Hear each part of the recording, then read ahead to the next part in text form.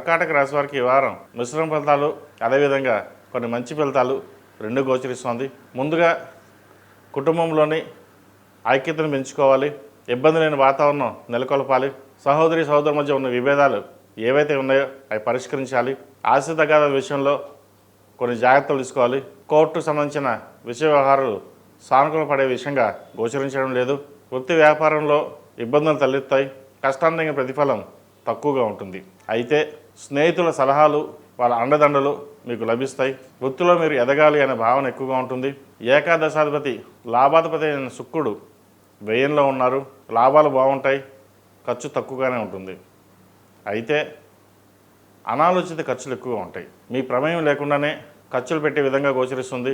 అయితే ఖర్చులకు దూరంగా ఉండి ఏదైనా ఇన్వెస్ట్మెంట్ చేసుకోవడం అనేది చెప్పదగినది. అలా కాని పక్షంలో ఫిక్స్డ్ డిపాజిట్ అని చేయాలి. ఇది అందరికీ కాదండి, కొంతమంది మటుకే. సినిమా రంగాల్లో ఉన్నవారికి, డాక్టర్స్కి, లాయర్లకి, పోలీస్ శాఖలో ఉన్నవారికి కాలం అనుకూలంగా ఉంది. మంచి ప్రమోషన్స్ కావచ్చు, లేదా ట్రాన్స్ఫర్ కావచ్చు, అయ్యే అవకాశాలు గోచరిస్తుంది. మీరు తీసుకునే నిర్ణయాలు 10 మందికి నచ్చుతాయి. ఏదైనా డబ్బు రాకపోయినా పేరు ప్రఖ్యాతలు వచ్చిన భావన ఏర్పడుతుంది. ఇది మంచి తరుణం చెప్పచ్చు. విద్యార్థులకు కాలం అనుకూలంగా ఉంది. విదేశాలు వెళ్ళాలనుకున్న వారికి ప్రయత్నాలు ప్రారంభించవచ్చు. అయితే ప్రయాణాల విషయంలో అందరూ జాగ్రత్త వహించాలి. గోచారిత్య అష్టమంలో రాహు, ద్వితీయంలో కుజకేతులు ఉన్నారు. ప్రయాణాల విషయంలో కొన్ని జాగ్రత్తలు తీసుకోవాలి. ముఖ్యంగా 2 వీలర్ విషయంలో జాగ్రత్తలు తీసుకోండి. అదేవిధంగా రాష్ట్రంలో నిర్మించిన స్త్రీలకు వృత్తి ఉద్యోగాల పరంగా, వ్యాపార పరంగా సానుకూలంగా ఉన్నప్పటికీ ప్రమోషన్ చేయదాకా వచ్చి చేయి జరిపే అవకాశం ఉంది. సరే, ఏదైనా వెళ్ళిపోయినా సరే మళ్ళీ తిరిగి వస్తుంది అన్న భావన ఏర్పడుతుంది. మన పని మనం చేసుకుపోదాం అనే దృఢ సంకల్పంతో ముందుకు వెళ్తారు. ఇది మంచి విషయం అని చెప్పచ్చు. అందరిలాగా మీరు కాదు. కోపం వస్తే 2 నిమిషాలు మాట్లాడేసి తర్వాత శాంతం అవుతారు. అది అందరికీ అర్థం కాదు. మీరు కోపడ్డారు అన్న ఒక భావం తప్పుతాయి, కానీ మీరు శాంతంగా ఉంటారు, తర్వాత బాగా మాట్లాడుతారు అనే విషయం ఎవరికి తెలియదు.